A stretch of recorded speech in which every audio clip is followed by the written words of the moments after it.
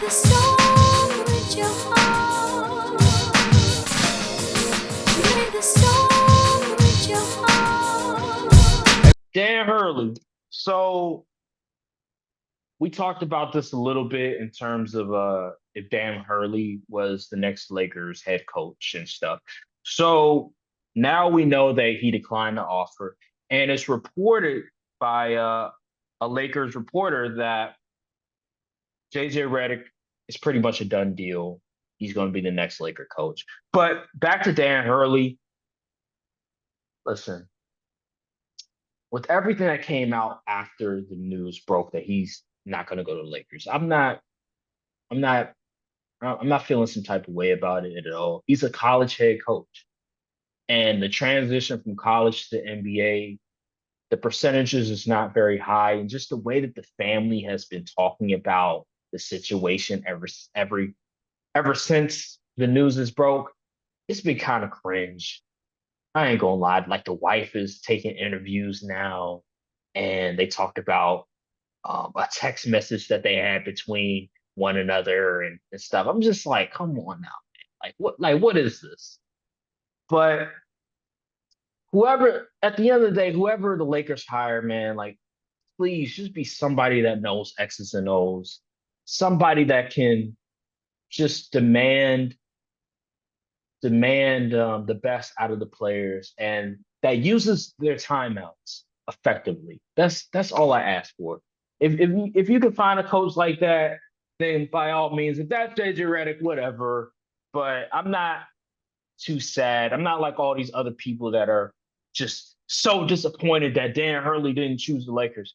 I really don't give a crap because it's a college head coach, and a lot of times they don't transition to the NBA. So this to me is just a bunch of people overreacting because he's a college coach.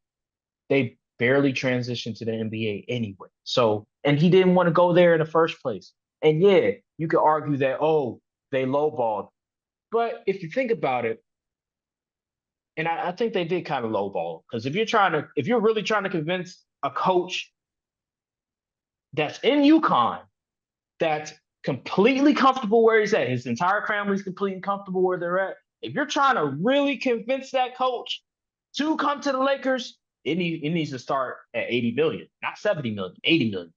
And they started at 70 million. And I don't think they negotiated any farther from there. I think they just offered him the deal and that was that.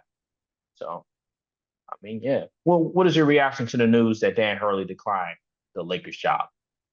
Um, I wasn't very shocked. Um, because it seems like every time these people swear things are a done deal when it comes to the Lakers, it's always a curveball at the very last second. Like, oh, never mind. And it's like, does anybody know anything at this point?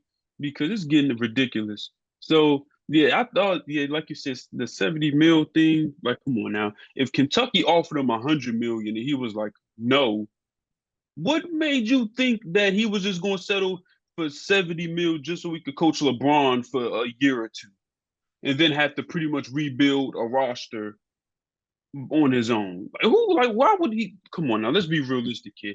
And this goes to show that the Lakers front office continues to be cheap and they're not doing the proper due diligence when it comes to these to building a staff and also player acquisition. They always want to get they make all this money, they got all this money, and yet they want to be cheap with it.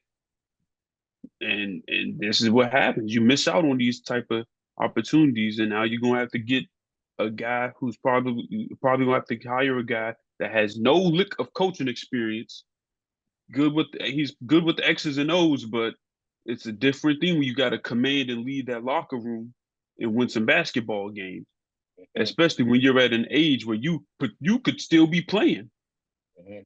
So Yeah. hey man, if Lakers, I don't know that ownership, the genie bus regime has been needs to go, and this is coming from a Lakers hater because it's too much politics and being buddy and not enough business being stood upon. So Mhm. the experiment was cool. Y'all got a ring out of it. All right, let's pivot.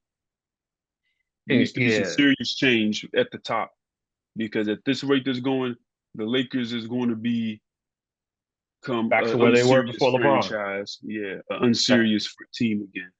yeah, back to where they were before LeBron. Here's the deal. Like, yeah, everything that transpired, it is a bad look. I won't deny it. It is a bad look because you're trying your hardest to lure a college coach from an environment that he's comfortable being in to all of a sudden going to LA and coaching LeBron Anthony Davis. So you're gonna have to make him a deal that he can't refuse, and they just decide, we'll offer you 70 million. So it was a lose-lose situation, and again, I'm not disappointed by it like every other person. I'm really not. Like I really don't care. I just want whatever coach, if the coach wants to be here, if the coach offers something that we've been missing since freaking Phil Jackson, for crying out loud.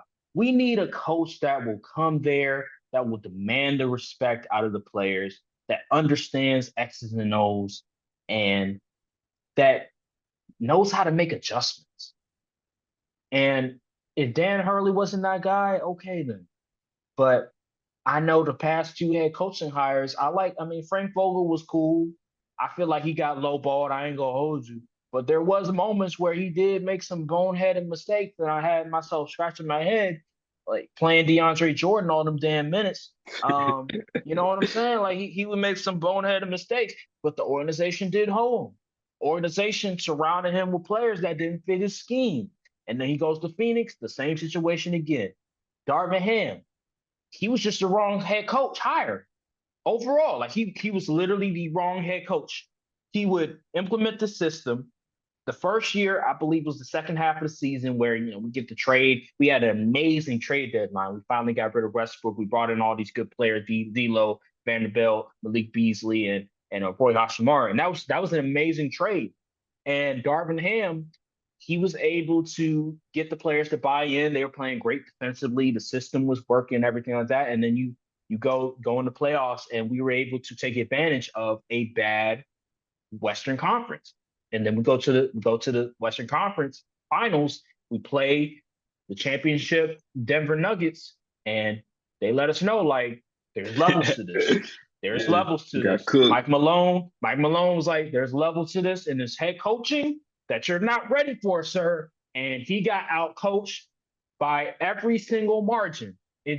You want to adjustments, timeouts, scheme, coaching scheme, whatever you want to put it. Timeout, good sound bites, good speeches. He beat them all in them. He was better than them in every single aspect of being a head coach that series and this past playoffs as well. He just wasn't the right head coaching hire, and it was evident of it. With JJ Redick coming in, I know we're transitioning from Dan Hurley to JJ Redick now. If JJ Redick does get hired as the Lakers head coach, just going off of what he does in the podcast, I assume he has a good grasp of X's and O's, especially offensively. I mean, he was an offensive player, so I would assume he would be really good in offensive X's and O's. It seems like he has a really good relationship with LeBron. I mean, for crying out loud, if he didn't have a good relationship, he wouldn't have a podcast with him. So I'm assuming their relationship is great. I'm assuming he would know how to talk to Anthony Davis if he knows how to talk to LeBron. So that there is I guess I can get excited about, but I don't know what his scheme is going to look like. I don't know what is he, because he's never coached on the next level. Not as an assistant in anything. There's just a lot of question marks with this organization, and I don't know, man. My thing I'm is, lost. if I was a Lakers fan, I'd be heat. I know you say you're not like disappointed in the not being able to get Dan Hurley, but if my thing is, if you're gonna do something, you bang on the table, you say, oh yeah, we really like this guy, we want him to coach our team. Don't get out there and half it. You got to go all and in. Exactly. You gotta fully commit. You either all in or you not in at all. I hate half stepping. So you either gonna get it done and put your money where your mouth is, literally, and go all in, or you just gonna shut up. or not say anything. And it comes and that same thing with player acquisition. You either put your money where your mouth is, or you don't do it. You say nothing at all. I did say that JJ Redick and James Borrega, that stuff. Oh, JJ Redick's in the league. I did say it was a smokescreen. I tweeted about it. So I was like, I knew there's no way JJ Redick is the leading candidate. And Dan Hurley came out of nowhere, and they were like, "Oh, we want Dan Hurley to coach the team." But ultimately, it looks like JJ Redick is going to be the head coach. It's not official yet, but it looks like he's going to be the head coach. We're still waiting on that. But if he is, I think what will tell me how this team will operate offensively and defensively is the coaches that he hires as his assistant. That's what's going to show me if this is going to work or not. Because when Frank Vogel became the head coach, what happened is that they hired Jason Kidd as an assistant coach. That turned out to be great. He had Phil Handy. They brought him in. He's a great developmental coach. And they brought in a couple other coaches as well. And I knew from then, I was like, okay, they have a solid coaching staff. This could work. So when JJ Redick comes in, if it is true that he is the next head coach of the Los Angeles Lakers, will come down to it all is who is his assistants? Who is he bringing in to help him out? And I think with the Lakers, they can't be cheap. You were cheap with Dan Hurley. Can't be cheap with these assistant coaches, because if you want really good assistant coaches, you're going to have to pay a lot of money for these assistant coaches. And they've done it before. They got Jason Kidd. They brought in him, and he was a great assistant coach for him. Look what he's doing with the Dallas Mavericks. They went to the finals. He changed the Dallas Mavericks direction because they were just, they were a first round and out team with Rick Carlisle, and then Jason Kidd come in and they make it to the conference finals. They make it to the NBA finals. So whoever the assistant coach is for potentially JJ Redick, they better be top of the line. They better be really, really good assistant coaches, like the former coach for the Portland Trailblazers, we need some former head coaches. That's what we need. We can't have guy from the G League getting called up and now he's assistant coach. Like nah, or he was a coach. He was a coach in college but now he's going to the pros. Like, nah, we need former head coaches. If we don't get that, then I don't want it. They're gonna have to pay some money. They're gonna have to pay some money.